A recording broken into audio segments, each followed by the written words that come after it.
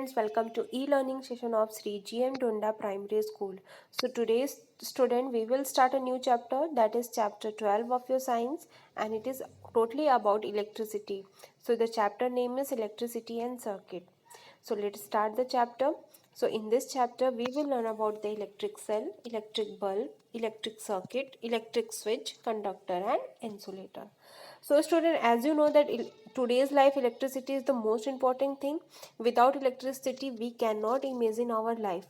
So for various purpose like अभी जो आप ऑनलाइन स्टडीज़ चल रही हैं, जो आपके पास ये ऑनलाइन वीडियोस आप देख पा रहे हैं, आपके पास जो पीडीएफ जा रहे हैं, या एनीथिंग जिस पे हम डिपेंडेंट है सारी चीज़ों पे इलेक्ट्रिसिटी पे.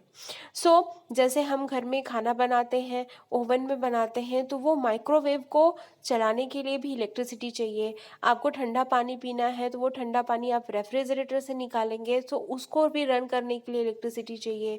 आपको गर्मी लग रही है तो आपको फ़ैन ऑन करना है, तो वो कहाँ चलेगा? फिर वो इलेक्ट्रिसिटी से चलेगा. फिर जैसे कि आप को फ़ोन चार्ज करना है, ये सारी चीज़ें जो हैं, जो हम आज मोस्टली डिपेंडेंट है और हम उसके बारे में सोचते भी नहीं, दैट इज़ इलेक्ट्रिसिटी. सो ये हमारी लाइफ में बहुत ही कॉमन हो चुका है और हम कभी कभी इसके एप्लीकेशन के बारे में सोचते भी नहीं. So what are advantages of electricity? So light in our house, office, roads etcetera even past sunset. So जब भी सनसेट होने के बाद चारों तरफ अगर उजाला है, अगर लाइट है ऑन स्ट्रीट, अगर आप वॉक कर रहे हैं, सड़क पे हैं, तो वो लाइट किसके थ्रू आ रही है? इलेक्ट्रिसिटी के थ्रू. To operate pump which in turn have a lot of application. Pump को ऑपरेट करने में, समरसेबल को ऑपरेट करने में भी हमें इलेक्ट्रिसिटी की ज़रूरत पड़ती है. Electrical appliances like refrigerator, fan etcetera. So जितने भी इलेक्ट्रिकल अप्लायंसेस हमारे घरों में हैं, वो सारे किससे रन होते हैं? With the help of electricity. Building houses, installing equipment etcetera. So किसी भी हाउस के कंस्ट्रक्शन के लिए में करने में जो बड़े बड़े आपके मशीनरीज यूज़ होते हैं, वो किससे रन करते हैं? With the help of electricity. So electricity is very important in today's life. So here is a picture of refrigerator which only run on the with the help of electricity. Now what is electric cell and electric bulb? So feature of electric cell. So cell तो आप सभी ने देखा होगा, जिसे हम battery कहते हैं. अक्सर रिमोट में लगे होते हैं. आपके वॉच में भी अलग टाइप की बैटरी यूज़ होती है, रिमोट में आपके बैटरी यूज़ होते हैं. कोई टॉय है जो आप खेलते थे वो बैटरी पे चलती थी. तो ये बहुत सारे जो बैटरी हम यूज़ करते हैं, अगर हम सिंगली उसे यूज़ करें तो that is called cell. But यही बैटरी अगर 2-3 यूज़ कर रहे हैं, हम टॉर्च में बैटरी यूज़ करते हैं, तो that is called, this cell is called battery. So here is a picture of battery. You can call this cell also. So ये क्या है? इलेक्ट्रिक सेल है. तो आपने देखा होगा कि ये सेल जो होता है ये कैसा होता है? ऐसा होता है, और इसके एक सिरे पे क्या होता है? यहाँ पे मेटल टिप होती है, एक क्या बोलते हैं इसको? कैप, मेटल कैप होता है. सो यहाँ पे आप कभी भी देखेंगे तो यहाँ पे प्लस का साइन होता है. सो ये इसका 2 टर्मिनल होते हैं, एक पॉजिटिव एक निगेटिव. सो जो यहाँ पे मेटल कैप होते हैं, that is a positive terminal of this cell. And ये यहाँ पे जो मेटल की डिस्क होती है, यहाँ ये क्या होती है? Negative terminal of this cell. So it is a small cylindrical structure which help in operating the device. So torch में अगर हम बैटरी लगा के हम ऑन करते हैं तो क्या हमें लाइट एनर्जी मिलती है? सो ये एक स्मॉल छोटा सा स्ट्रक्चर होता है जो हमें किसी भी डिवाइस को ऑपरेट करने में हेल्प करता है. A small metal cap is placed on one side and the metal disc is present on the other side.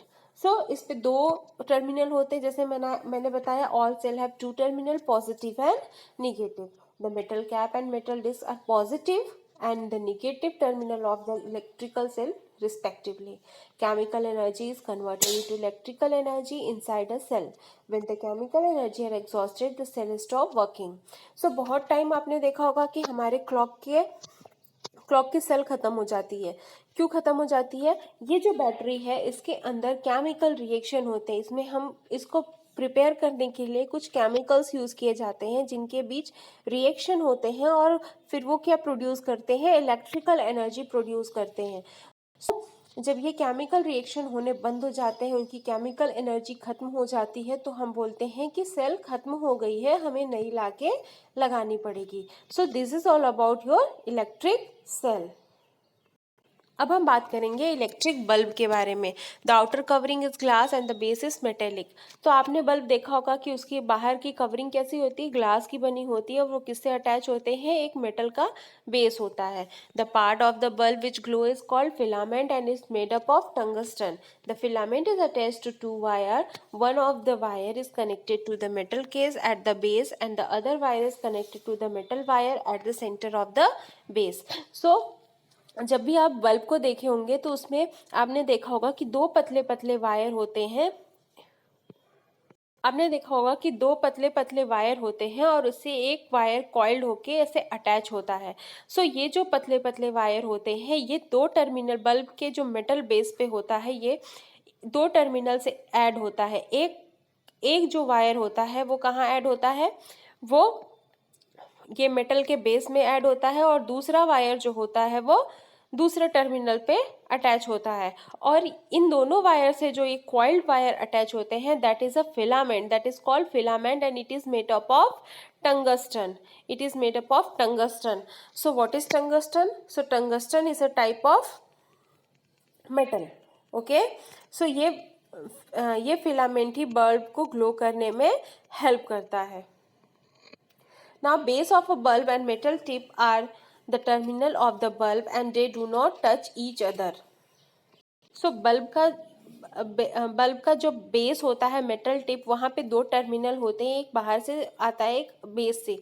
तो ये दोनों टर्मिनल जो होते हैं वो आपस में एक दूसरे से टच नहीं होते। तो here is a picture of electric bulb. You can see here bulb is glowing and here is a metal which is called tungsten. It help bulb to glow. Now what is electric circuit? So consider an electric cell and a bulb. The terminal of the cell are connected to terminal of the bulb by the mean of electric wire. So कभी भी bulb जो होते हैं वो किससे connected होते हैं, wire से कनेक्टेड होता है। इलेक्ट्रिक सर्किट क्या होता है? सो इलेक्ट्रिक सर्किट एक सर्किट होता है, एक अरेंजमेंट होता है जिससे हम इलेक्ट्रिसिटी पास हो पाए।